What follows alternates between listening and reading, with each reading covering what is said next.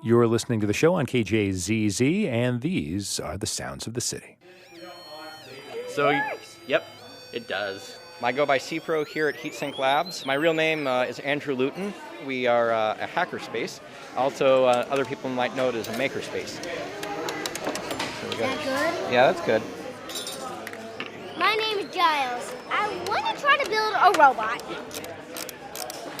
We like, getting everybody interested in technology, old technology, new technology, and anything in between. What if music actually turns on? Well, we can make our own music with this if we control it.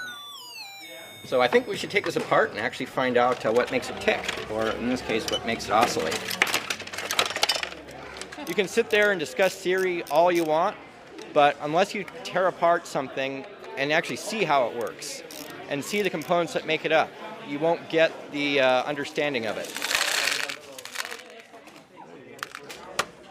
That's Andrew Lewton showing Giles Johnston how to tear apart technology at HeatSync Labs. If you have suggestions or hear things that make Phoenix Phoenix, send us a note at theshow@kjzz.org.